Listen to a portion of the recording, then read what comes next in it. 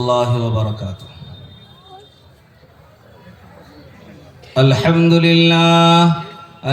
للہ نحمده ونستعینه ونستغفره ونؤمن به ونتوکل علیہ ونعوذ باللہ من شرور انفسنا ومن سیئات اعمالنا من يهده الله فلا مضل له ومن يضلله فلا هادي له ونشهد أن لا إله إلا الله وحده لا شريك له ونشهد أن سيدنا وشفيعنا وحبيبنا وسندنا ومولانا محمد وعلى آله وصحبه وأزواجه وذرياته وسلم تسليما كثيرا كثيرا أما بعد قال الله تبارك وتعالى في كتابه العظيم أعوذ بالله من الشيطان الرجيم بسم الله الرحمن الرحيم إنما يخشى الله من عباده العلماء قال النبي صلى الله عليه وسلم إن العلماء ورثة الأنبياء أو كما قال عليه الصلاة والسلام۔ اسٹیج پر تشریف فرما حضرات علماء کرام، محترم بزرگوں، دوستوں، دینی بھائیوں،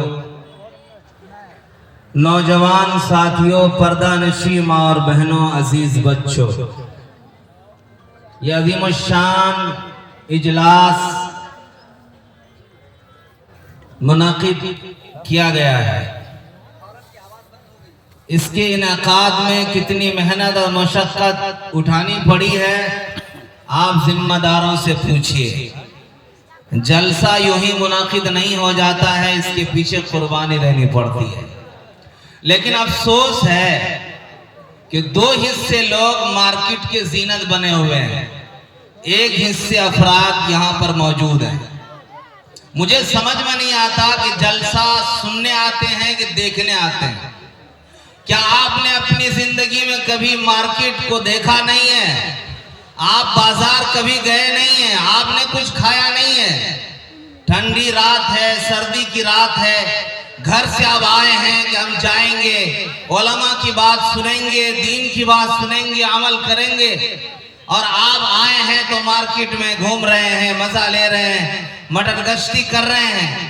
میرے بھائیو بزرگوں، اگر آپ آئے ہیں جلسہ سننے کے لیے تو آپ کو پنڈال میں آ جانا چاہیے۔ اگر آپ دیکھنے آئے ہیں تو مارکیٹ کر کے آپ گھر چلے جائیے، اپنی نیند کو آپ خراب مت کیجیے، آپ اپنی نیند کو خراب مت کیجیے۔ آپ سیدھے یا تو جلسہ گاہ آ جائیے جہاں پر تقریر ہوتی ہے، یا تو پھر آپ گھر چلے جائیے۔ مارکیٹ میں آپ اپنی نیند کو خراب کر کے وقت کو ضائع کیوں کر رہے ہیں؟ دوسری بات یہ، جتنے لوگ کھڑے ہیں آپ سب بیٹھ جائیے۔ اگر آپ کو تقریر سننی ہے میری تو آپ بیٹھ جائیے، ایک بھی بندہ کھڑا نہیں رہے گا، ایک بھی بندہ کھڑا نہیں رہے گا، سب بیٹھ جائیے۔ یہ اٹھک بیٹھک کی مجلس نہیں ہے، یہ کوئی نوٹنگی ناچ نہیں ہے کہ علماء بیان کریں گے اور آپ کھڑے کھڑے سنیں گے۔ یہ دینی مجلس ہے، یہاں پر اللہ رسول کی بات ہوگی، قرآن حدیث کی بات ہوگی، دین کی بات ہوگی، اور یہ دین کی ناقدری ہے کہ آپ کھڑے ہو کر کے سنیں۔ اتنا بڑا پنڈال سجایا گیا، چاروں طرف جگہ خالی، آپ کھڑے ہو کر کے سن رہے ہیں۔ آپ بیٹھ جائیے، جہاں جگہ مل رہی ہے آپ بیٹھ جائیے۔ اگر آپ کھڑے سن رہے ہیں یہ ناقدری ہے، ابھی بھی آپ نہیں بیٹھ رہے ہیں۔ آپ حضرات سے گزارش ہے کہ آپ بیٹھ کر کے سنیں بات کو، اور یہ انتشار جو آپ نے پھیلا رکھا ہے، آپ آنا جانا جو کر رہی ہے مت کیجیے، آپ چپ چاپ بیٹھ جائیے۔ تھوڑی دیر گفتگو ہوگی میرے بعد، اور بھی بہت سارے علماء ہیں وہ آئیں گے، آپ کو بہت اچھی باتیں سنائیں گے۔ مجھے تھوڑی دیر گفتگو کرنی ہے آپ سے، آپ سارے لوگ بیٹھ جائیں، اطمینان سے بیٹھ جائیں، سکون سے بیٹھ جائیں۔ میرے بھائیو بزرگوں، میں نے ابھی آپ کے سامنے ایک چھوٹی سی آیت تلاوت کی ہے اور ایک حدیث پڑھی ہے، اسی کی روشنی میں مجھے گفتگو کرنی ہے، اور مجھے پابند کیا گیا ہے کہ مدارس کی اہمیت پر آپ گفتگو کریں۔ عصر حاضر میں مدارس کی کیا اہمیت ہے؟ مدارس یعنی مدرسے کے بارے میں آپ بتائیں، مدرسہ کیا ہے؟ مدرسہ دنیا کو کیا دیا؟ مدرسہ سے کیا فائدہ ملتا ہے، مدرسہ دنیا والوں کو کیا دیتا ہے، اس پر آپ گفتگو کیجئے۔ آپ اگر اطمینان سے بیٹھیں گے تو انشاءاللہ اپنے دامن کو بھر کے جائیں گے، یہ میرا وعدہ ہے۔ آپ اطمینان سے بیٹھ جائیے اور آپ ادھر ادھر نہ جائیے، آپ اطمینان سے بیٹھ کر کے سنیے۔ جب تک آپ کی طاقت ہے اور بشاشت ہے، جب تک آپ بیدار رہ سکتے ہیں تب تک آپ سنیے، اور جیسے ہی آپ نیند کے آغوش میں جانا شروع کر دیں گے، اب آپ کے جسم میں کام کرنا شروع کر دیں، آپ سونے کے لیے چلے جائیے، آپ کو کوئی نہیں روکے گا، زبردستی تقریر کوئی نہیں سنائے گا آپ کو۔ اور میں تو یہی کہتا ہوں کہ رت جگہ جلسہ ہونا ہی نہیں چاہیے۔ ہمارے علاقے میں رت جگہ جلسہ کا جو سلسلہ شروع ہوا ہے یہ انتہائی خطرناک ہے، اس سے کوئی فائدہ ہونے والا نہیں ہے، اس سے کوئی فائدہ نہیں ہوگا، رت جگہ جلسہ سے کوئی فائدہ نہیں ہے۔ اب آپ کہیں گے کہ ہم لوگ رت جگہ جلسہ کر رہے ہیں، رت جگہ جلسہ، اب یہ بتائیے کہ 12 1 بجے 2 بجے رات میں جو مقرر آئیں گے وہ کتنے لوگوں کو سنائیں گے؟ ابھی گیا تھا ایکوا گاؤں، وہاں پر 1 بجے برات کے 1 بج رہے تھے، اور میں جب بیٹھا تو مشکل سے 50 آدمی موجود تھے۔ کتنے تھے بھائی؟ 50 لوگ موجود تھے، بس اتنا بڑا پنڈال، بلکہ اس سے بھی بڑا تھا، مکمل پنڈال خالی اور 50-60 لوگ آگے بیٹھے ہوئے، اور بینر دیا تھا کہ صبح تک جلسہ ہوگا۔ کیا نوٹنگی بنا رکھا لوگوں نے، جلسہ ہونا چاہیے زیادہ سے زیادہ 12 بجے رات تک۔ آپ جلسہ کریے، دعا کیجئے اور سارے لوگ گھر چلے جائیے، اور بڑا جلسہ کرنے کی تو کوئی ضرورت نہیں ہے، بلکہ مسجدوں میں خود پروگرام منعقد ہونا چاہیے 2 گھنٹے کا، وہاں پر 2 علماء کو بلائیے، دین کی بات سنیے، اور مغرب سے عشاء تک پروگرام کیجئے، دعا کر کے معاملہ ختم، اگر عمل کرنے کا ارادہ ہے تو۔ اور جگہ جلسہ میں جتنے بھی لوگ آتے ہیں زیادہ تر وہ دیکھنے آتے ہیں، سننے کم آتے ہیں۔ فجر کی نماز کوئی نہیں پڑھتا، فجر کی نماز کوئی نہیں پڑھتا ہے، سارے لوگ غائب۔ اس لیے میرے بھائیو بزرگوں، رت جگہ جلسہ نہیں ہونا چاہیے۔ بہرحال آپ نے منعقد کیا ہے، آپ کا کیا مقصد ہے، کیوں آپ نے کیا ہے، مجھے اس کے پیچھے نہیں جانا ہے۔ تو یہ مدرسے کا وجود کہاں سے ہے، مدرسے کا سلسلہ کہاں سے شروع ہوا ہے؟ کیا مدرسہ آج کا ایجاد ہے یا مدرسہ کہیں اور سے شروع ہوا ہے، کسی اور زمانے سے شروع ہوا ہے؟ ہمیں کھوجنا ہوگا، وہاں تک پہنچنا ہوگا۔ لوگ یہ سمجھتے ہیں کہ ہمارے ملک میں جو مدارس ہے اور ان مدرسوں کو، یہ مدرسے جو وجود میں آئے ہیں یہ صرف علماء ان کے ذمہ دار ہیں، اور یہ مدرسے صرف ہمارے ملک میں نہیں۔ میرے بھائی، مدرسہ کا سلسلہ کہاں سے شروع ہوا آپ غور سے سنیے۔ سب سے پہلا مدرسہ مکہ مکرمہ میں دار ارقم کے نام سے جانا جاتا ہے، جہاں پر صحابہ جاتے تھے اور نبی کریم صلی اللہ علیہ وسلم ان کو دین کی باتیں سکھاتے تھے، قرآن حدیث سکھاتے تھے، اللہ اور اس کے رسول کا پیغام سکھاتے تھے، قرآن یاد کرواتے تھے۔ یہ دار ارقم ایک پہاڑ کے نیچے ایک مکان تھا، ایک روم تھا، ایک گھر تھا، وہیں پر آپ صلی اللہ علیہ وسلم تشریف فرما ہوا کرتے تھے، وہیں صحابہ جاتے تھے اور دین سیکھتے تھے۔ یہ پہلا مدرسہ ہے۔ جب ہجرت کر کے مدینہ چلے گئے، صحابہ ہجرت کر کے مدینہ پہنچ گئے، آپ صلی اللہ علیہ وسلم نے بھی ہجرت فرما لی، تو صفہ کا مقام جو چبوترا، اس پر جو لوگ بیٹھا کرتے تھے، وہاں پر کون تھے؟ وہ صحابہ جن کا نہ گھر تھا نہ کچھ تھا، وہاں پر رہا کرتے تھے۔ ان کا کھانے کا نظم ہے، سونے کا نظم ہے، سارا کچھ آپ صلی اللہ علیہ وسلم نے کیا تھا، اور وہاں پر وہ دین کی تعلیم حاصل کرتے تھے، پڑھتے تھے، کھجور کھا کھا کر کے وقت گزارتے تھے، اور آپ صلی اللہ علیہ وسلم سے حدیث سیکھتے تھے، قرآن کی آیت سیکھتے تھے، یاد کرتے تھے۔ تو پہلا مدرسہ دار ارقم، دوسرا مدرسہ مدینہ میں، وہ بھی پہلا مدرسہ ہے، اصحاب صفہ، جہاں پر اصحاب صفہ پڑھا کرتے تھے، وہ صفہ کا مقام ہے۔ میرے بھائیو بزرگوں، پھر اس کے بعد آپ صلی اللہ علیہ وسلم کا دور ختم ہوا، صحابہ کا مقدس دور یعنی خلفاء راشدین کا دور آیا۔ حضرت ابوبکر، حضرت عمر، حضرت عثمان، حضرت علی، ان لوگوں کے دور میں بھی صحابہ نے حدیث پڑھانا شروع کیا۔ ان کی مجلسیں لگتی تھی، 100 200 400 500 لوگ بیٹھا کرتے تھے حدیث سننے کے لیے، سیکھنے کے لیے، پڑھنے کے لیے۔ حضرت عائشہ رضی اللہ تعالی عنہ خود درس دیا کرتے تھے، صحابہ ان سے پڑھتے تھے، سبق لیتے تھے، حدیث سیکھتے تھے۔ تو یہ سلسلہ کوئی نیا نہیں ہے۔ پھر خلافت بنو امیہ کے دور میں، خلافت بنو عباسیہ کے دور میں، اور پھر اسی طرح سے یہ سلسلہ چلتا رہا، یہاں تک کہ ہمارا ملک جو ہندوستان ہے، یہاں پر آج آپ دیکھ رہے ہیں کہ مدرسوں کے جال بچھے ہوئے ہیں، بے شمار مدرسے ہیں۔ یہ مدرسہ بنانے کی ضرورت کیوں پیش آئی؟ مدرسہ کی بنیاد کیوں رکھی گئی؟ مدارس کیوں بنائے گئے؟ جب انگریز یہاں پر آیا، اس کا ناپاک قدم پڑا، تو سب سے زیادہ اگر کسی کو نقصان پہنچایا تو وہ علماء کو اور مدارس کو نقصان پہنچایا۔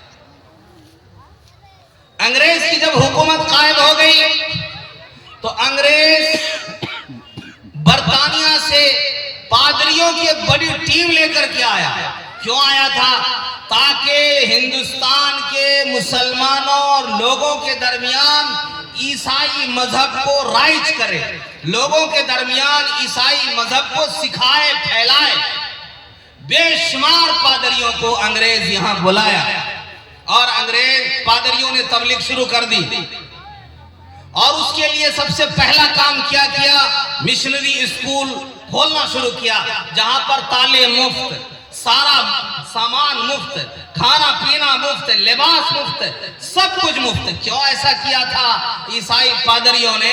تاکہ مسلمانوں کے دلوں میں جو ایمان ہے، رسول اللہ صلی اللہ علیہ وسلم کی محبت ہے، قرآن کی محبت ہے، یہ نکل جائے اور وہ عیسائی بن جائیں۔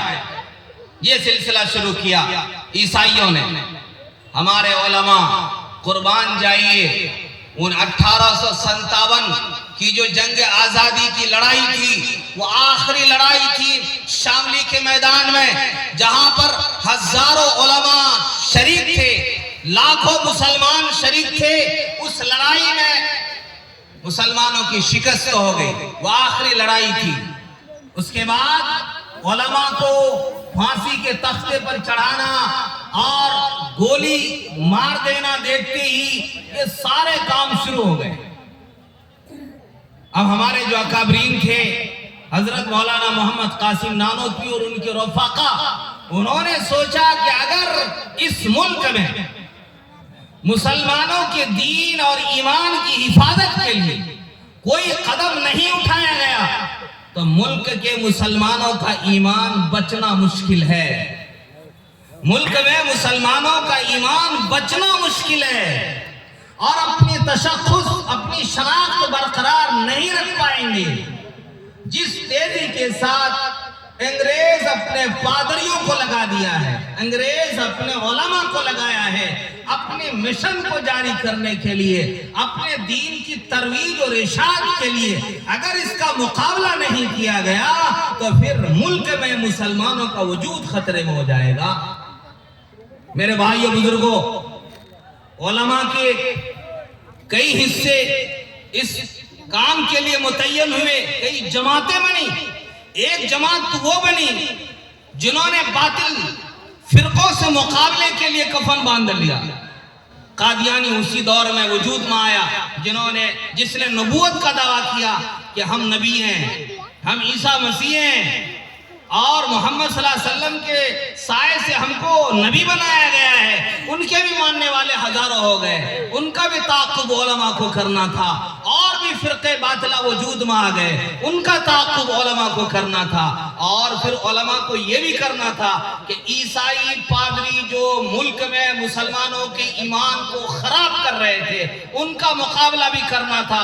ان کے لیے مناظرے کی مجلسیں منعقد کی گئی، بڑے بڑے مناظرے ہوئے، جن میں حضرت مولانا قاسم نانوتوی رحمت اللہ علیہ حضرت مولانا رحمت اللہ کرانوی جو کرانا کے تھے، بہت بڑے مناظر تھے، پادریوں سے مقابلہ کیا. آپ جانتے ہیں انگریز کی حکومت ہے، دلی کے جامع مسجد کے سامنے مناظرہ ہونا ہے اور پادریوں سے مناظرہ ہونا ہے. اگر پادریوں سے، جن کے پیچھے بڑی طاقت ہے انگریزوں کی حکومت کی، فوج کی، اور جب مناظرہ ہوا، مقابلہ ہوا، انگریز پادری ہار گئے، وہیں سے شکست شروع ہو گئی. اور ہمارے علماء نے خاص طور پر جو مولانا قاسم نانوتوی ان کے رفقا تھے، انہوں نے سب سے پہلا مدرسہ دیوبند کے اندر قائم کیا.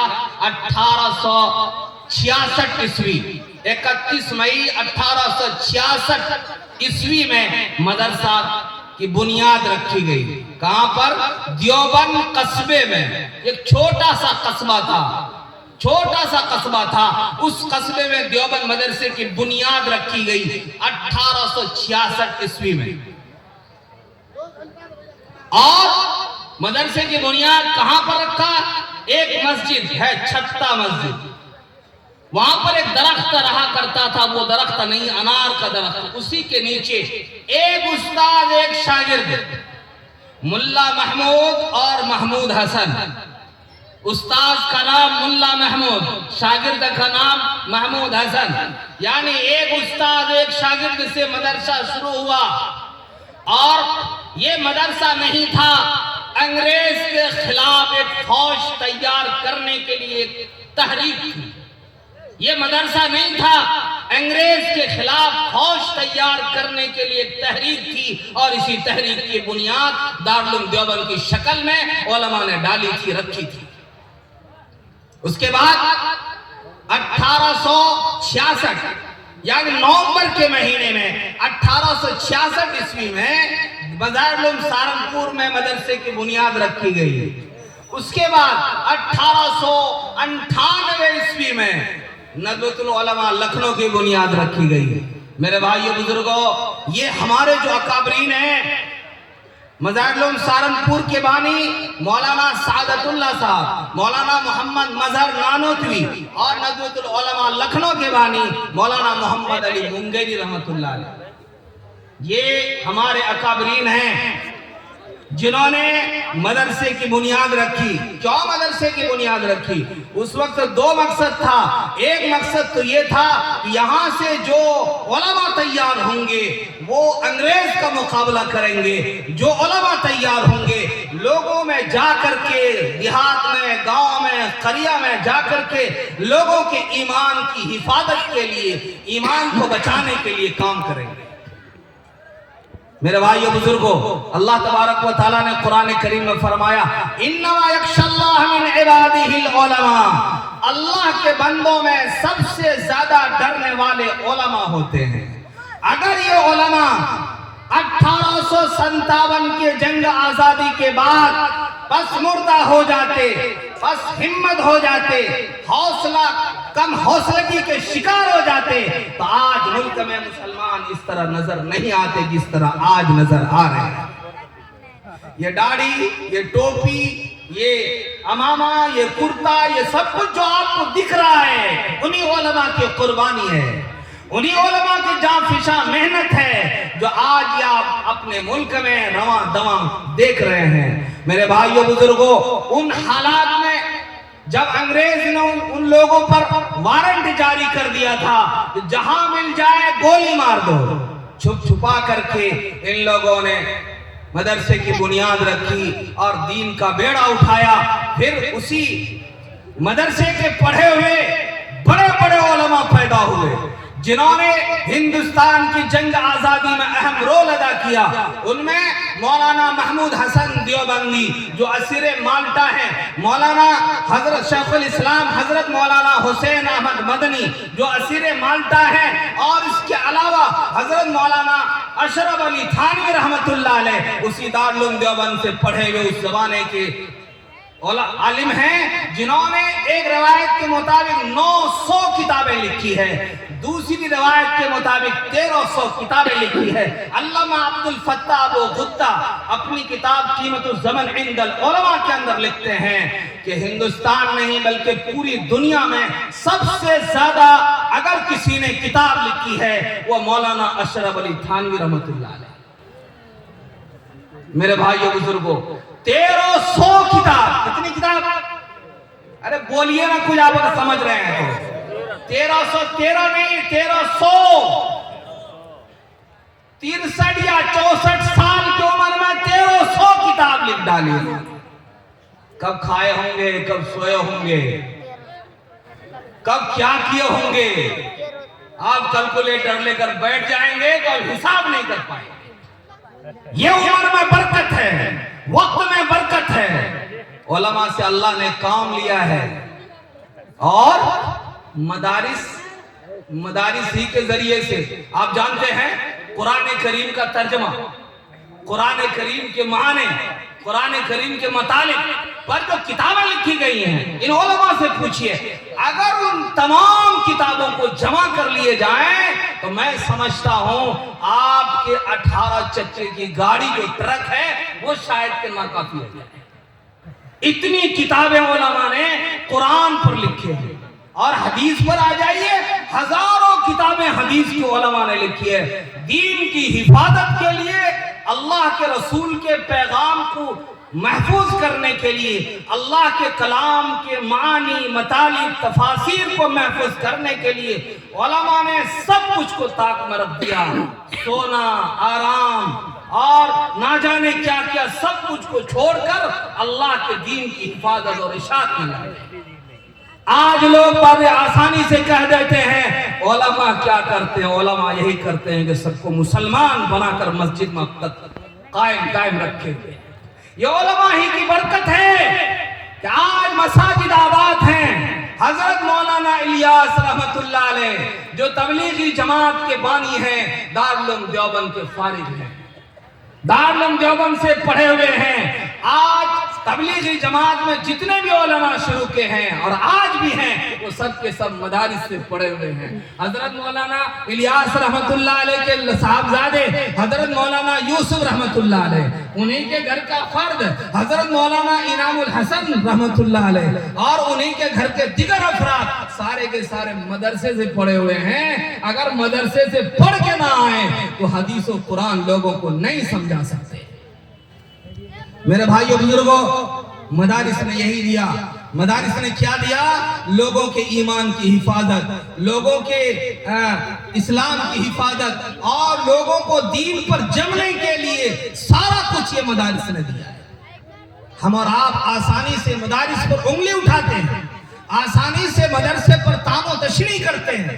میرے بھائیو بزرگوں، آج ہمارے بچے کلمہ پڑھتے ہیں، حدیث پڑھ لیتے ہیں، ہمارے بچے دعا سنا دیتے ہیں، کہاں پڑھتے ہیں؟ کس نے پڑھایا ان کو؟ علماء پڑھا رہے ہیں۔ ہمارے بچوں کو حفاظ پڑھا رہے ہیں۔ یہ علماء حفاظ کہاں سے تیار ہو کر آتے ہیں؟ انہی مدرسوں سے تیار ہو کر آتے ہیں۔ رمضان آتا ہے، ہر مسجد میں حافظ جی تراویح سنانے کے لیے۔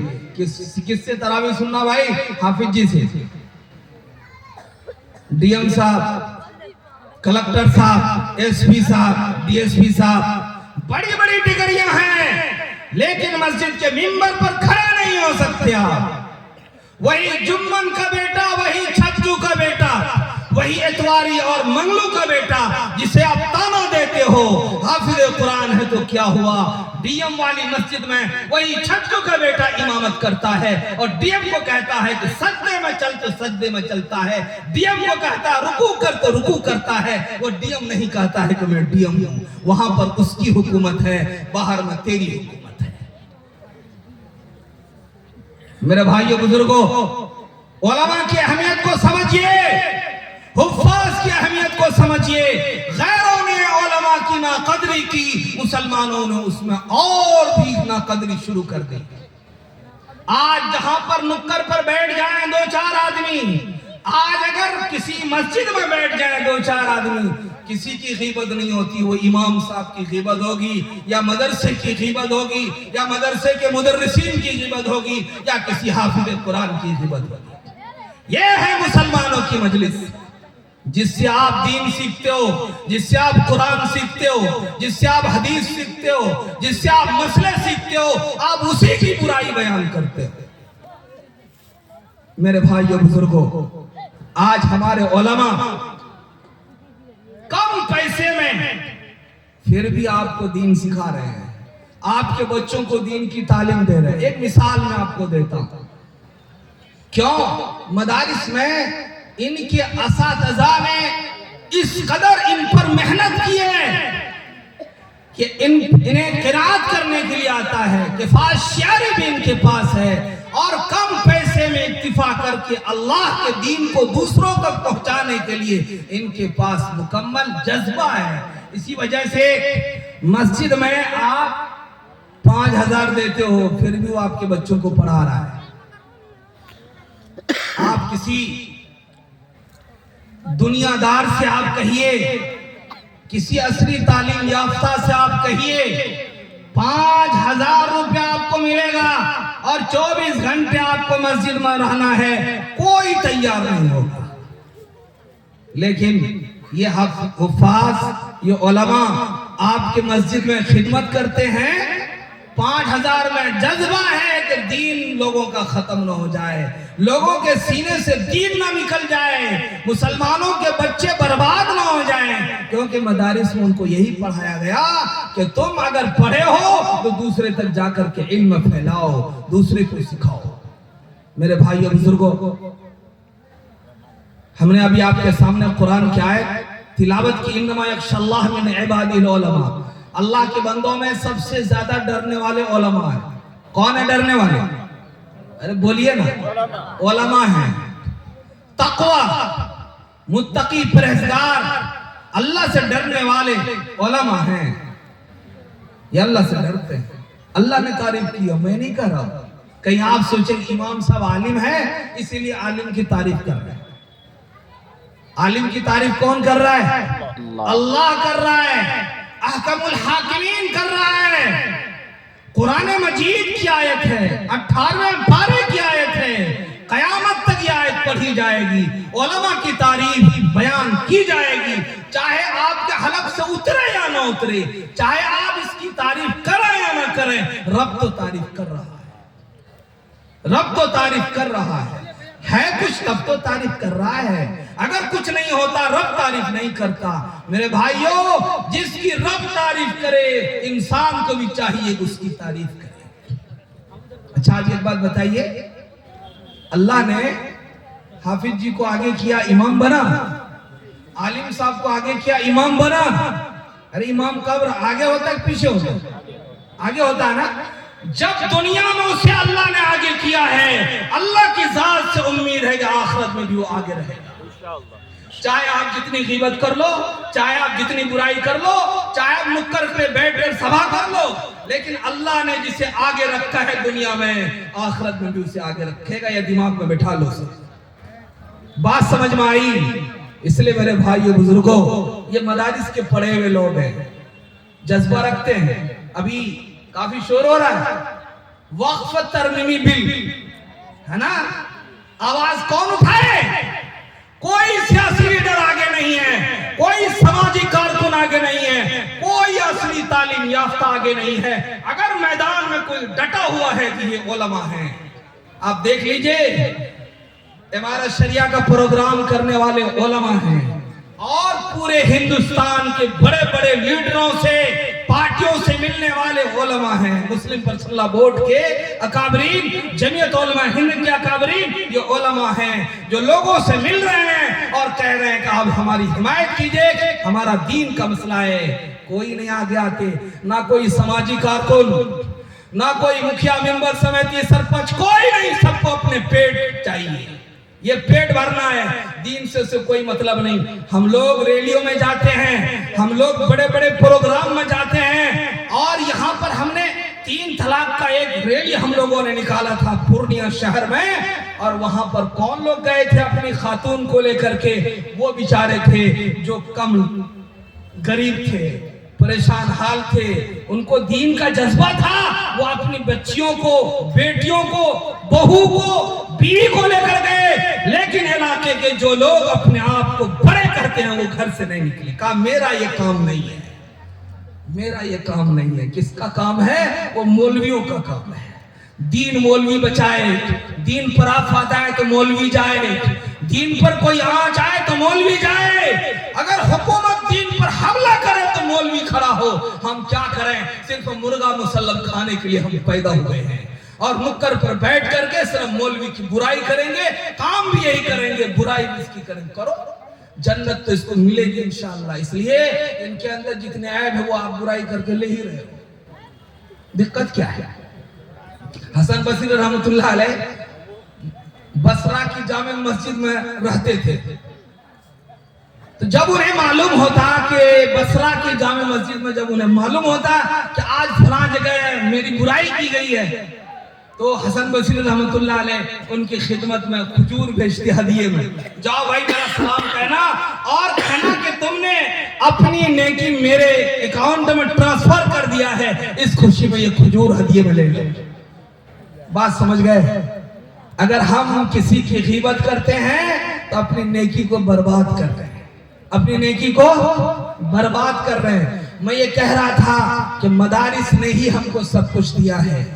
आज अगर हम अपनी शनाख्त के साथ मौजूद हैं अपने मुल्क में, जहां भी जाते हैं हमें मस्जिद नजर आती है, जहां भी जाते हैं कोई न कोई मदरसा हमें नजर आता है, जहां भी जाते हैं कोई न कोई। एक बात और मैं बताऊं आपको, आज से 20 साल पीछे, 25 साल पीछे चले जाइए, 12 ईदगाह दारुल क़ज़ा, पलासी सिटी, ठाकुरगंज और इधर इस्लामपुर भुखरा तक चले जाइए, सब लोग आते थे कहां?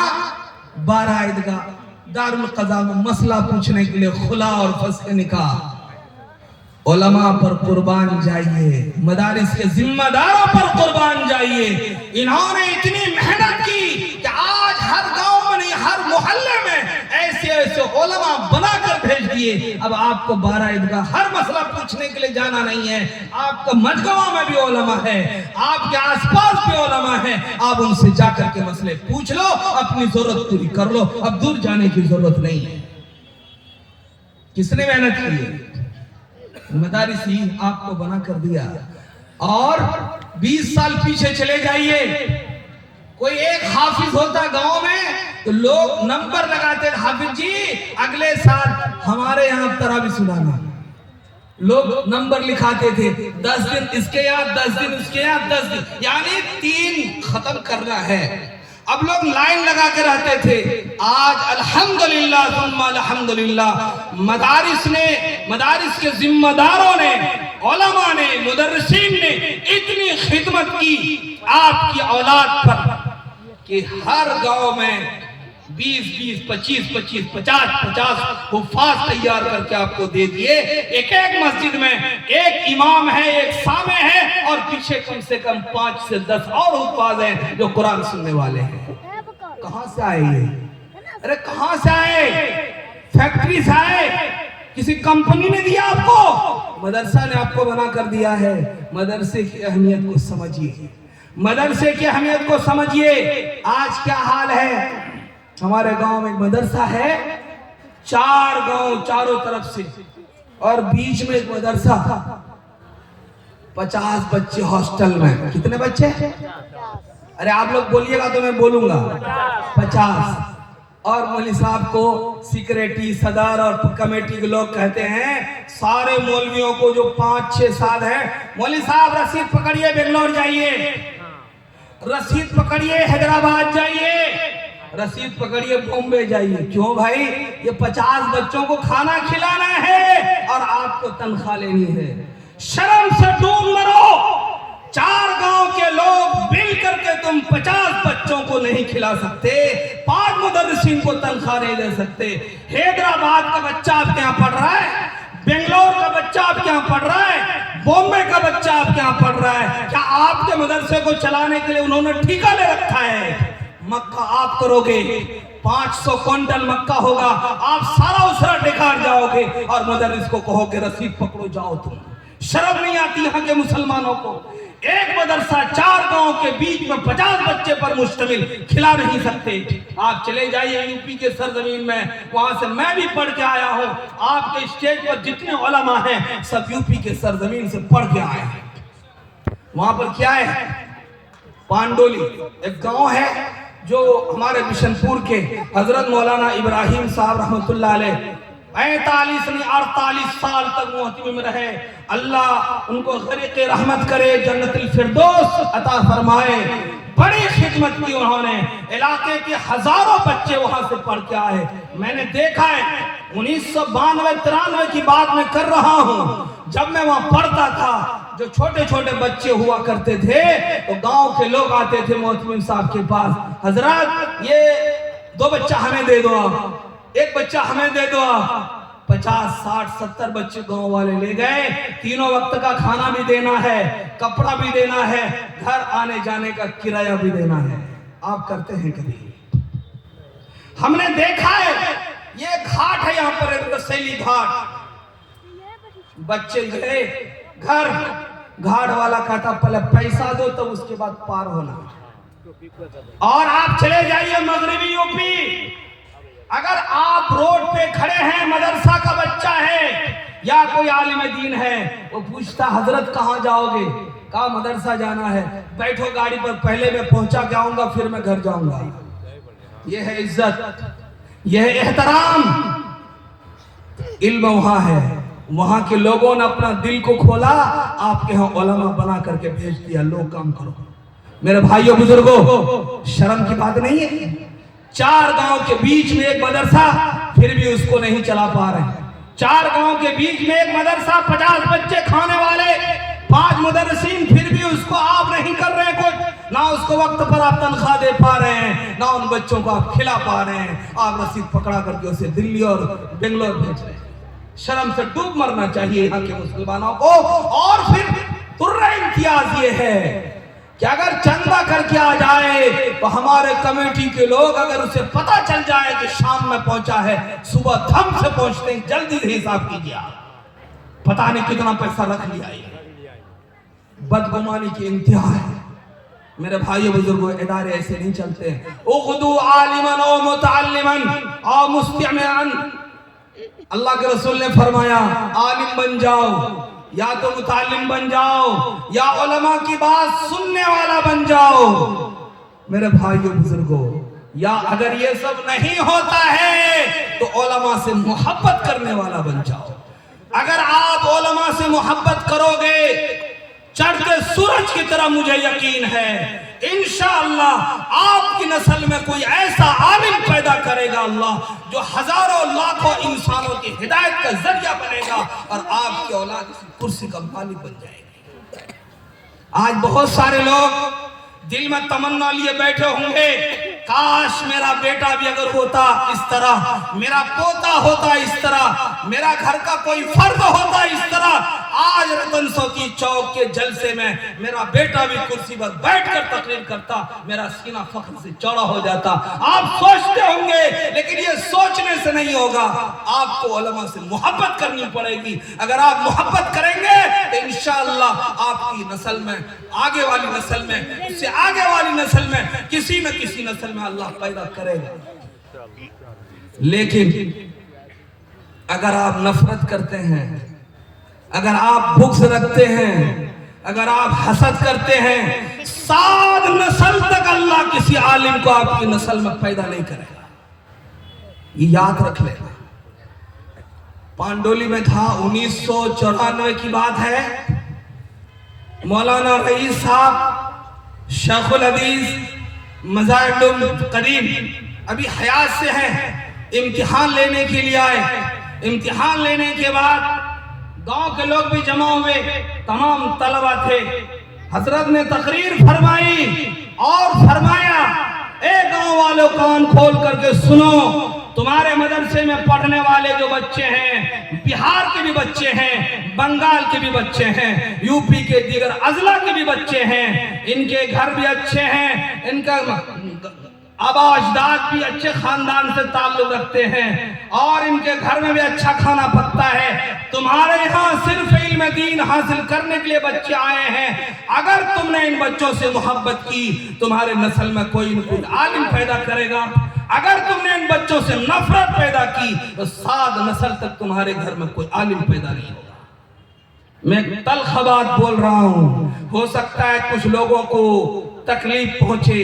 हमारे इलाके में जो लोग अपने आप को बड़े कहलाते हैं, आप चले जाइए चिराग लेकर के ढूंढिए, कोई आलिम हाफिज उसके घर में नहीं मिलेगा, इसलिए कि वो नफरत करते हैं, बुग़्ज़ रखते हैं, हसद करते हैं। ये उलमा, ये हुफ़ाज़ उन घरों के हैं जिनके बाप कमजोर हैं, गरीब हैं, मीडियम क्लास के हैं। उन्हीं के बच्चे आज दीन की खिदमत कर रहे हैं और दीन की खिदमत में अपनी जान लगा रहे हैं। और जो लोग अपने आप को अपर समझते हैं, वो अपनी औलाद को दीन की तालीम दिलाना, दीन की तालीम सिखाना, उलमा आलिम बनाना, हाफिज बनाना ऐब समझते हैं। ऐब समझते हैं इससे क्या मिलेगा?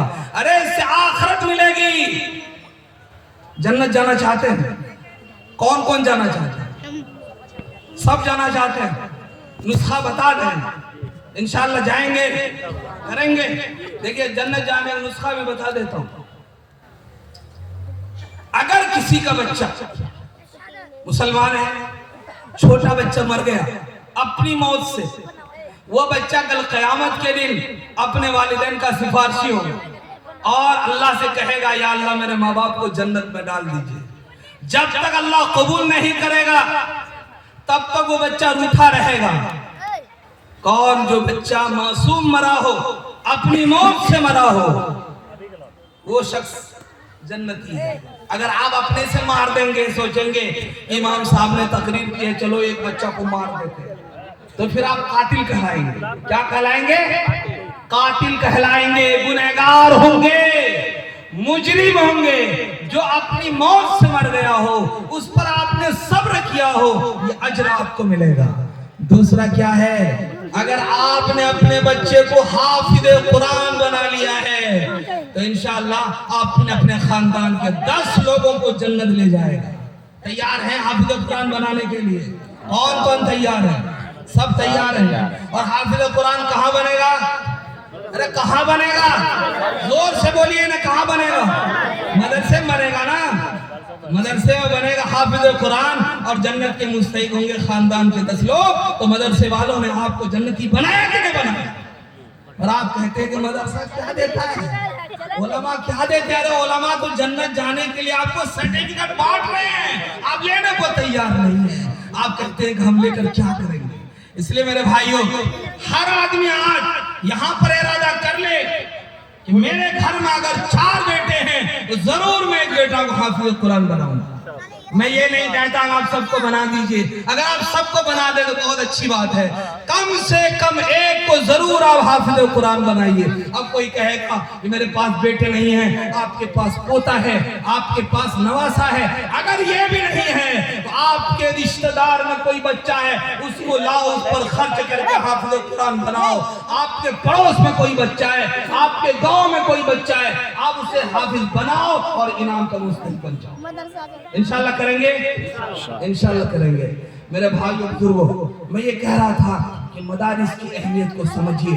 जब तक ये मदरसे कायम हैं तब तक इंशाअल्लाह हमारे सर पे भी टोपी है, चेहरे पे भी दाढ़ी है, और इसी तरह इस्लाम जिस तरह आप देख रहे हैं इंशाअल्लाह ऐसे ही आप देखते रहेंगे। आज बातिल ताकतें, फिरका परस्त ताकतों की बुरी निगाह सबसे ज्यादा अगर किसी चीज पर पड़ी हुई है तो मदारिस पर पड़ी हुई है। मदरसों को बंद कर दिया जाए। क्यों मदरसों को बंद कर दिया जाए?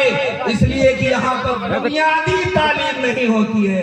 अरे हमारे नजदीक बुनियादी तालीम कुरान हदीस की तालीम है। हम ये नहीं कहते कि तुम अंग्रेजी मत सिखाओ, हिंदी मत सिखाओ, साइंस मत सिखाओ, सब कुछ पढ़ाओ, लेकिन सबसे पहले कुरान पढ़ाओ। सबसे पहले दीन पढ़ाओ, सबसे पहले अल्लाह रसूल की बात उसके कानों में चले जाए, दिलो दिमाग में चले जाए। अगर वो कहीं पर चला जाएगा, मुझे उम्मीद है वो अपने दीन से कभी नहीं हटेगा, अपने इस्लाम पर रहेगा, अपने मुसलमानी पर रहेगा। इसलिए कोई आलिम नहीं है जो आपके सामने किसी और तालीम की मुखालफत करता हो। हर एक ने आपको यही कहा कि पहले दीन सिखाओ, उसके बाद कोई और चीज सिखाओ। मेरे भाई बुजुर्गों, हमारे यहाँ मसाजिद में मकातिब का सिलसिला है, मकतब चल रहे हैं, मकातिब में हुफ़ाज़ पढ़ाते हैं। हाय हाय हाय, इन बिचारों के साथ बड़ी ज़्यादती हम लोग करते हैं, बड़ी ज़्यादती करते हैं। हाफिज जी मकतब चला रहे हैं और कितना दे रहे हैं? 100 रुपए। कितना दे रहे हैं? 100 रुपए। और कितना टाइम पढ़ाना है? सुबह भी, जोहर बाद भी, मगरिब बाद भी। 100 रुपए। कै रुपए दिन पढ़ा? अरे कोई जोड़ के बताएगा कै रुपए दिन पढ़ा? 3 रुपए 33 पैसा। कितना? 3 रुपए 33 पैसा। कौन कौन है 3 रुपए 33 पैसा में काम करने के लिए? हाथ उठाइए, खड़ा हो जाइए। कोई है? कोई माँ का लाल नहीं तैयार होगा 3 रुपए 33 पैसा में पूरा 24 घंटा काम करने के लिए तैयार हो जाए। मैं चैलेंज करता हूं, कोई माँ का लाल नहीं है जो तैयार हो जाएगा। आप 3 रुपए 33 पैसा दे करके आप उस पर गुस्सा भी करते हैं। और क्या होता है, महीना पूरा हो गया, बच्चे को कहा जाओ पैसा लेके आना, अब्बा अभी कहे हैं कि अगला महीना देंगे। अब वो सबर कर लेते हैं, अब आइंदा माह फिर बच्चे को भेजते हैं, कहते नहीं आइंदा माह पूरा करके मिला करके 300 रुपए दे देंगे। अब 3 महीने हो गए, अब हाफिज जी बच्चे को भेज रहे हैं, जाओ पैसे लेके आओ। अब आकर कर हाफिज जी आपने तो कुछ पढ़ाया ही नहीं, ये बच्चा जहां का वहीं पढ़ा हुआ है, पैसा किस चीज का मिलेगा? आप पढ़ाने के लायक नहीं है। वहां उठा के कहीं और कर दिया, दूसरा मकतब भेज दिया। मैं गांव के हालात को बता रहा हूं, गौर से सुनिएगा आप लोग।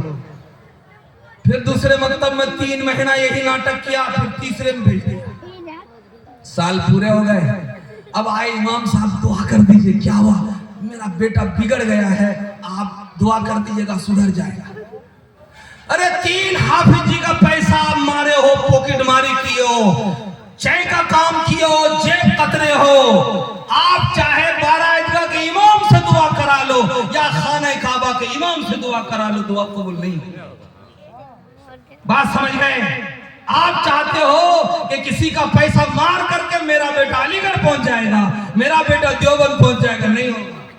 मेरे भाइयों बुजुर्गों, इसलिए बुनियादी तालीम जहां देनी थी आपने उसकी दिल आजारी की है, आपने उसको ठेस पहुंचाया है, उसके दिल से जो आ निकली है आपकी औलाद पर अटैक कर चुकी है, इसलिए वो आगे नहीं बढ़ सकेगी। अगर आप चाहते हैं कि मेरा बच्चा अच्छा बने और बन करके आगे जाए, तो कम से कम एक बच्चे पर अगर मकतब में आपका बच्चा पढ़ता है, मालूम है कुरान हदीस पढ़ता है, नूरानी कायदा अम्मा पारा पढ़ता है, 100 रुपए दे देंगे। आप ट्यूशन पढ़ाएंगे अंग्रेजी हिंदी, कितना? 1 घंटा वक्त लगेगा, 500 रुपए लगेगा। हाँ बिल्कुल, 3 जगह ट्यूशन कर दिया, 1500 रुपए महीना उसको देंगे और हाफिज जी को 100 रुपए देंगे। सीने में जो कुरान है, इस कुरान की कितनी अहमियत है मुसलमानों के पास, अच्छी तरह आप समझ सकते हैं।